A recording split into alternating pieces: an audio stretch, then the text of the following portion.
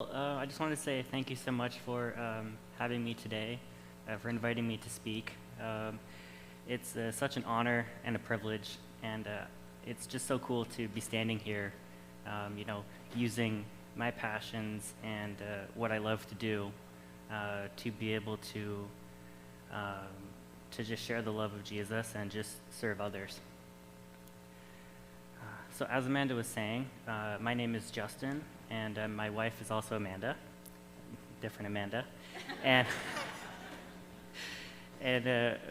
we own Elpida Cafe Roastery, and we've been in our current location where we are right now for 5 years, and I've been roasting coffee for about 9 years in total right now.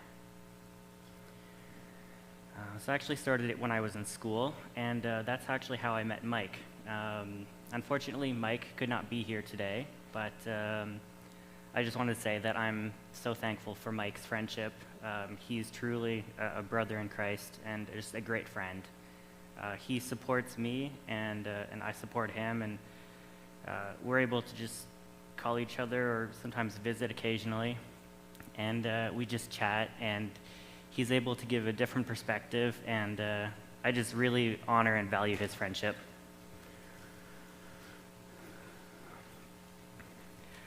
So like I said, I started off roasting coffee in 2015 with a small coffee roaster, and it was the size of a microwave, and about 20 pounds of coffee.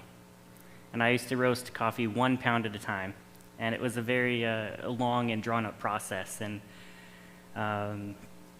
while I was in school, living with Mike at the time, I would set up the little coffee roaster in the basement and sell coffee to students or to professors or to anyone else who wanted to buy it, really.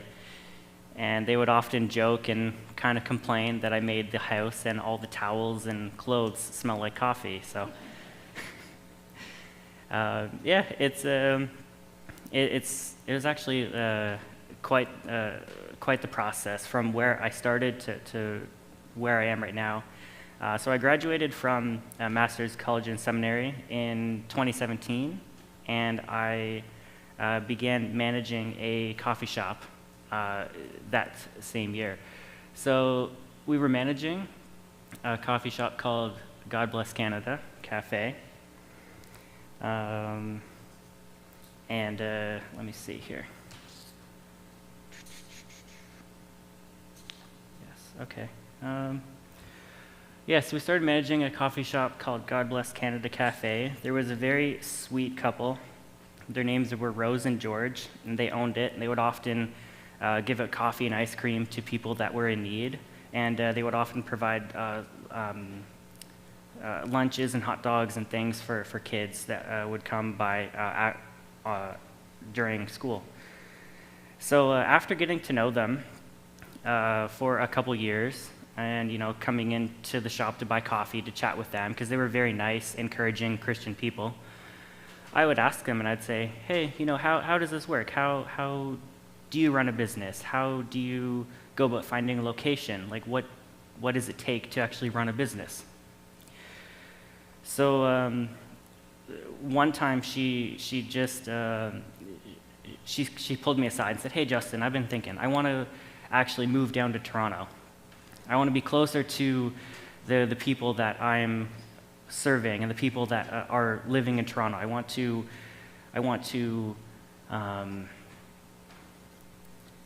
serve them. I want to collect clothes and jackets and food. I want to go donate food to them. So she wanted to be closer to her church and also the people that she was serving. So what we did was we took over the shop. And after running it for a few months and managing it and figuring out how it works, I wanted to rebrand. I wanted to take, to change the business name from myself. The business was Justin Z's Coffee. So I started Justin Z's Coffee in 2015. And that's the business name that I started out with. And I began managing the coffee shop in 2017. And in 2018, I rebranded because I wanted to take the focus off of myself, off of my own name, and just off of Justin. I didn't want it to be about Justin. I wanted it to be about the coffee. I wanted it to be about focused on like handcrafted, good quality drinks and a good atmosphere. And I didn't want people to come in, and if I wasn't there, then it's not the same experience. I wanted it to be consistent, and I wanted it to be more focused on the mission and the vision and what the business did, and let that stand on its own. So then in 2019, we moved to the bigger location where we are right now. In 2023, we traveled to Peru. So I'll talk a little bit about that later. And in 2024, we're currently working on opening a coffee trailer, and we'll be able to cater private events and set up somewhere and hopefully get a semi-permanent location and indirectly have a second location. So there's a picture of our coffee beans, and so we offer organic, fair trade coffee. It's specifically from small women-run coffee farms, and I go out of my way to pay a premium for the coffee, to know that I'm supporting the women that are in need, and it's truly coffee that makes a difference.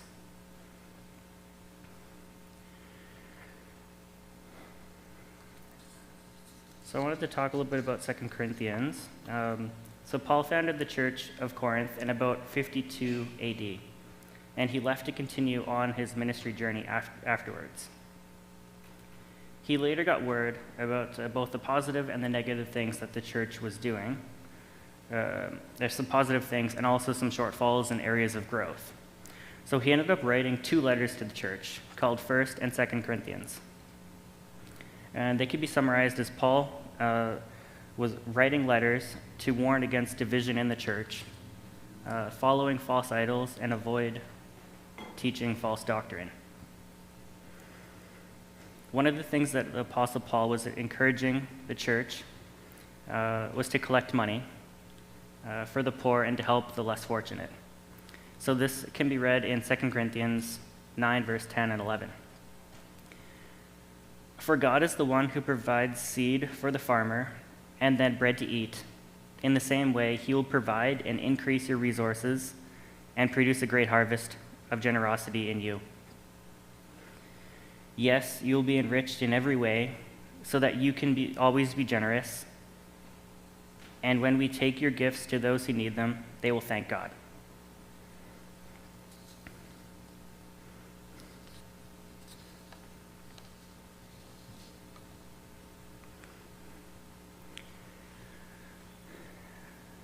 So these are some pictures from the early days, and it was pretty crazy just going back through the laptop and the old photos and the Google Drives and just looking at the pictures of how we started. We started just doing markets and things like that, just trying to sell individual bags of coffee and just try to get my name out there.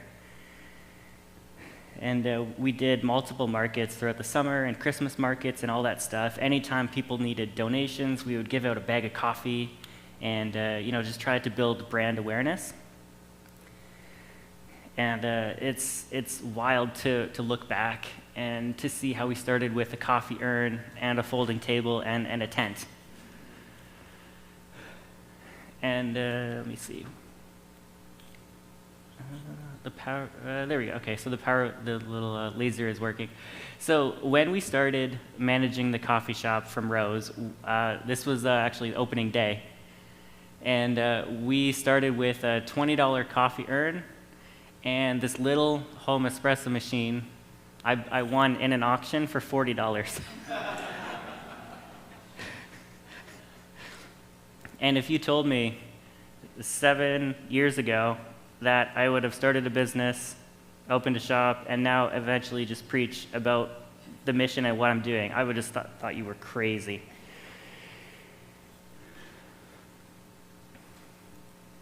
So there's the original coffee roaster there. It is basically the size of a microwave or toaster oven.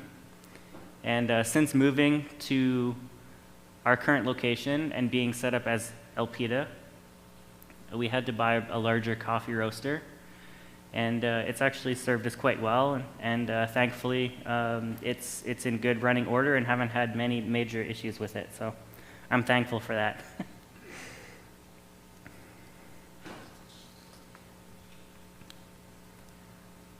This is a picture of the outside of the cafe.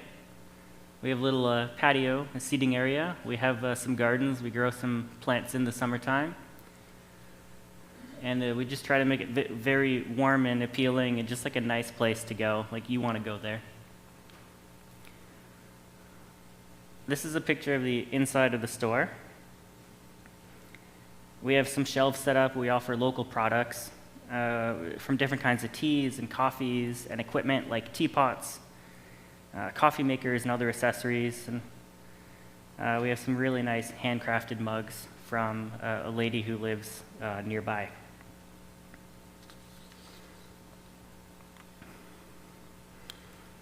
In November 2023, we started a pay it forward meal program.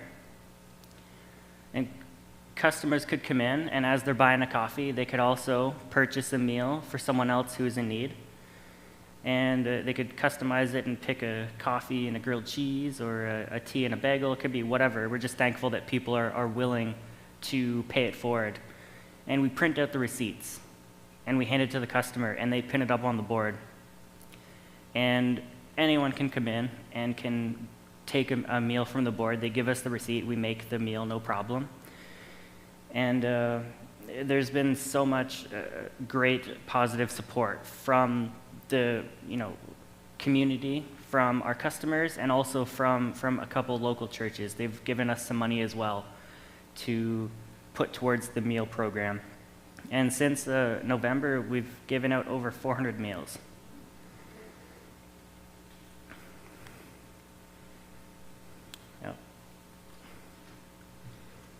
So like I said, in 2023, we traveled to Peru for about a week, my wife and I.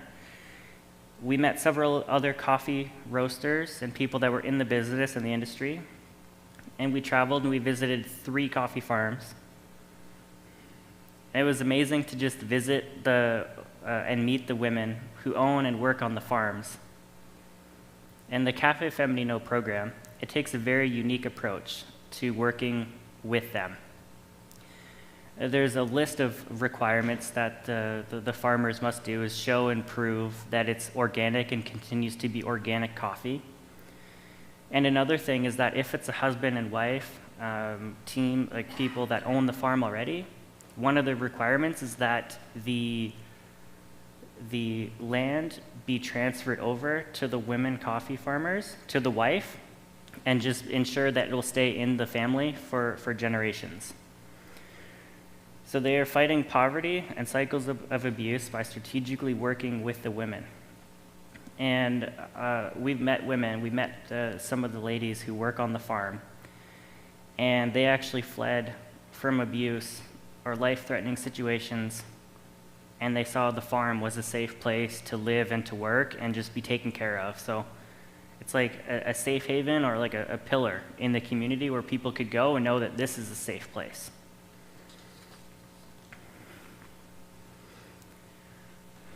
So we got some pictures of the farms, of the group of people in the bottom, and also just some coffee.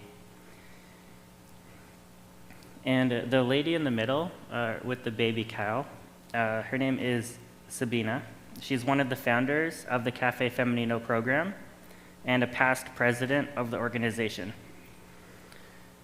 I didn't bring it with me, but while we were in Peru, my wife and I decided to purchase a blanket from her, and she has a portable loom, and she would just roll it up when she's done working with it and unroll it, and we bought this blanket off of her. It was probably 5 by 7. It's quite large and quite thick and heavy.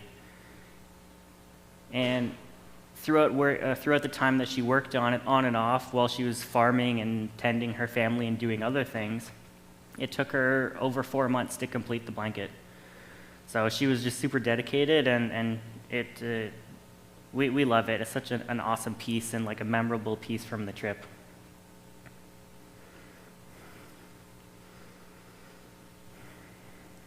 Proverbs 3:27 says, "We have the ability. Do not withhold good from those who deserve it when it's in your power to help them." So we have the ability, we have power to help other people, and we can make a difference in other people's lives. It might be a little bit more difficult, it might be a little bit more expensive, but we can go out of our way to support other people in the community and around the world.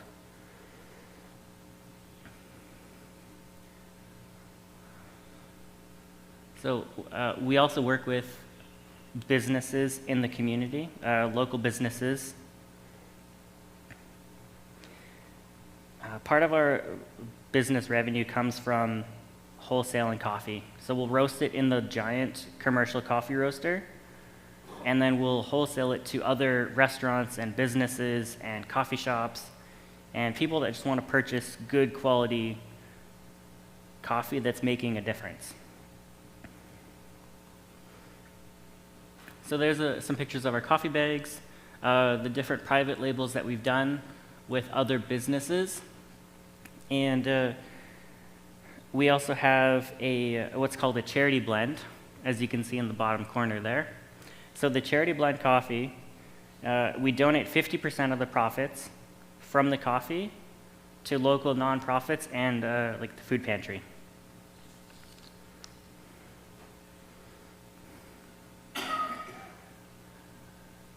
So in total, I've been roasting coffee for 9 years, and I've learned so much about the business and about just business in general, the industry, specifically coffee, and also what it means to be an entrepreneur.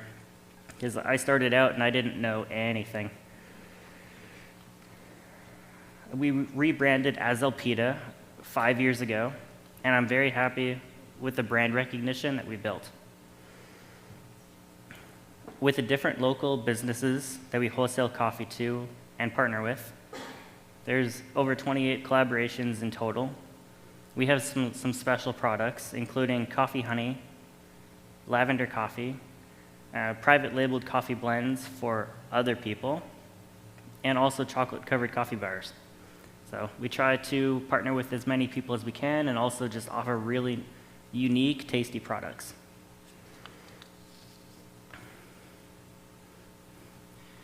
So these are some of the lessons that I've learned about being an entrepreneur. It's been quite a journey over the past 9 years. And the first thing I want to talk about is, do what you love and figure out how to add value. And that's essentially what I did without knowing it at the time. I just loved coffee, and I just wanted to start roasting coffee and just have access to good quality coffee. God has given us passions and abilities that we can use for His glory. He has entrusted us with these gifts and to use our time wisely. There are many ways that we can use our ordinary skills to glorify God.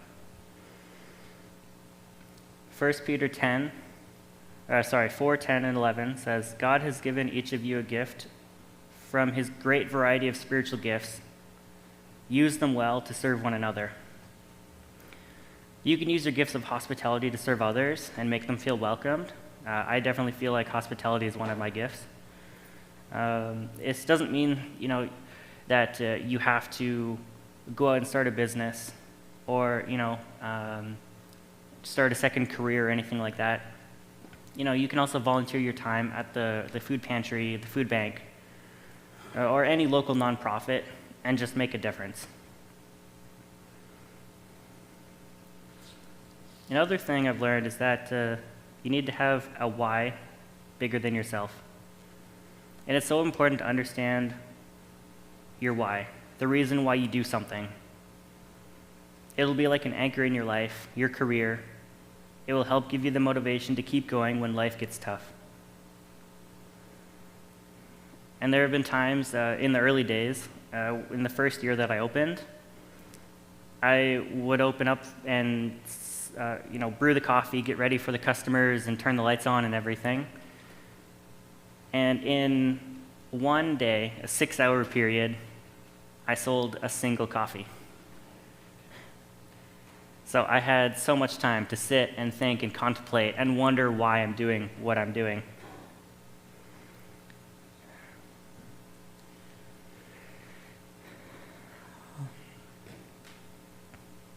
Another thing is grit. It takes a lot of dedication and hard work. Owning and operating a business has been really difficult at times. It will cause you to second-guess everything you do and question your decision. It takes determination and drive to keep showing up every day and trying your best.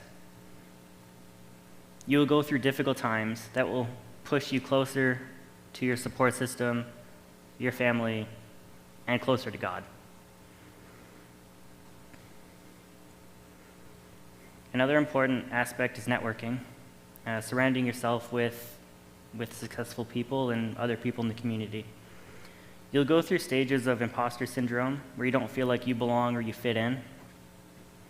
It's important to make the business connections where you can get to know other entrepreneurs and other people, and you can also get together and talk and vent a little bit, because it's totally different, talking to a customer about, needing to pay for this giant skid of products versus talking to another business owner who's also trying to pay for their giant skid of products. So no one really understands the struggles quite like other small business owners.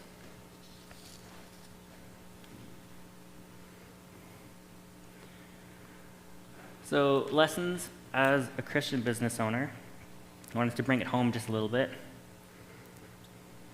There's this great quote by Simon Sinek, and it's, "People don't care how much you know until they know how much you care." We have a great customer base and built meaningful relationships with them, and the foundation of that is trust.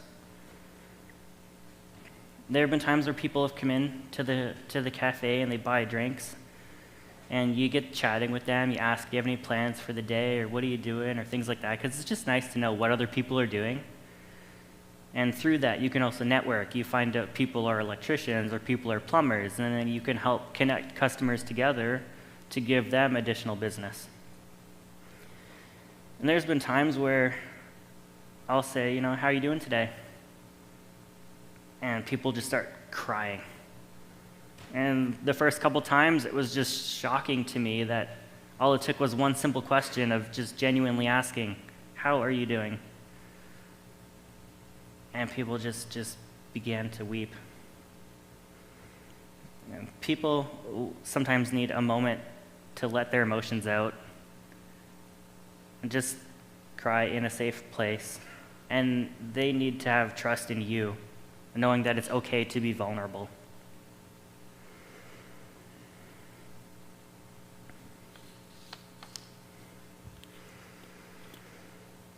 So another thing is that work is a form of worship. Not just your work with your career, but also volunteering your time and how you can serve God in other ways outside of the church. And there are many ways to do God's work aside from being in full-time ministry. One misconception of this happened when I was in school. And I back in 2015, 2016, I was talking to other students and talking to other people, and also talking about the idea of possibly opening a coffee shop. So I was sharing my vision for the cafe, and talking about what I can do and how I can help other people in the community, and how I can raise a bit of money for the food pantry and things like that, how I can give back. And someone spoke up, and they genuinely shared that, Justin, this is really cool, this is really good, but, you're here to get a degree to be a youth pastor, and, what you're doing is not real ministry. Because I was not going to be working inside of the church full-time, I was essentially wasting my degree. So, not everyone will encourage you, not everyone will support you, and there's nothing wrong with that. You have to find the people in your life and in the community that will support you and will understand what you're going through and how you can do better and how you can help other people. So another thing is that you have to be patient with people and show them grace. You know, we all have bad days. We all go through difficult times, and sometimes you're just almost at the boiling point, and the smallest thing will cause our emotions to boil over, and then we snap.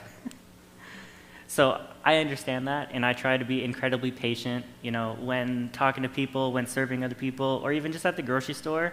I just try to just talk to the cashiers as people and just try to have a conversation with them and ask about their day and things like that, and, you know, just be genuinely interested in them. So when people sometimes react negatively or might not say the nicest thing or complain about something that's out of my control, I'll look at the situation and, you know, through knowing them, knowing the situation, and, you know, just chatting with them and talking about their life and what they do for work and things like that.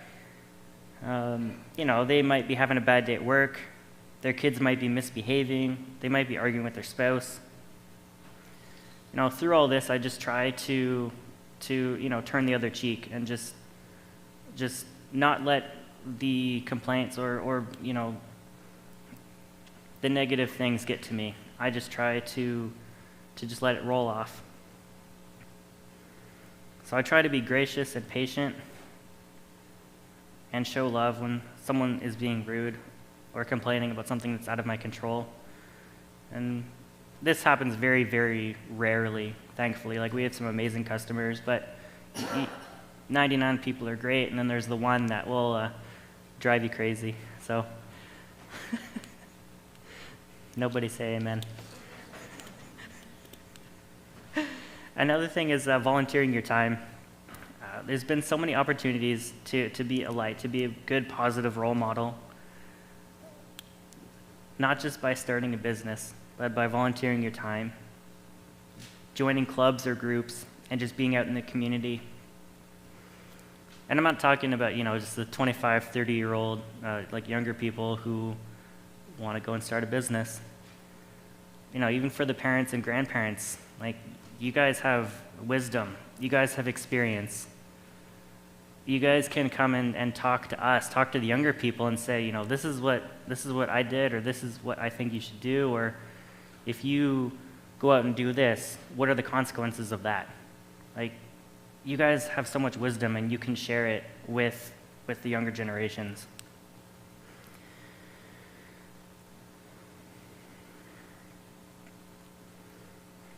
Last year, there was a lady. She lived across the street in a retirement building. Her name was Tammy.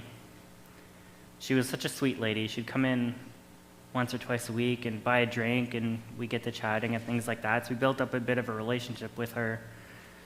And one day she ended up passing away. So at the apartment building across the street, they wanted to hold a celebration of life and just do a little service. And people would bring in like snacks and goodies and stuff. And I said, you know, I know Tammy. You know, she's a great lady. I said, let me donate the coffee. So her daughter came over and wanted to buy it, and I said, no, just let me donate it. I don't care. You know, it's the least I could do. It wasn't all that I did. So her daughter came back, and I said, no, it's fine. I'll take it over in 5 minutes when the coffee's ready. And I said, I'll drop it off at the beginning of service, and it'll be okay. And then she said, well, they just got a call, and the minister who was supposed to do the service just ended up canceling. So then she thought, well, who else can I call? Who else can I ask? Who's available? And it was me. So they didn't really know anything about me other than the fact that I was a Christian and that I was available.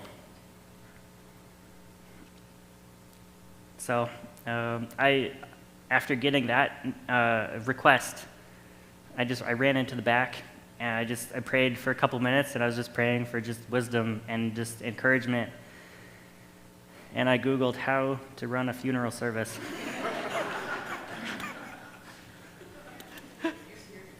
Yeah. So I just quickly wrote some things down. I wrote down some happy memories that I had with Tammy, and I just carried over the coffee, and I was just I led the service. So it was a really nice moment, and I was glad to be a part of it, and I had the opportunity to speak into the situation and just be an encouragement. So I ended up staying for like 45 minutes afterwards and just chatting with her family and her cousins and relatives that were from far, far north. And it was just nice to be an encouragement.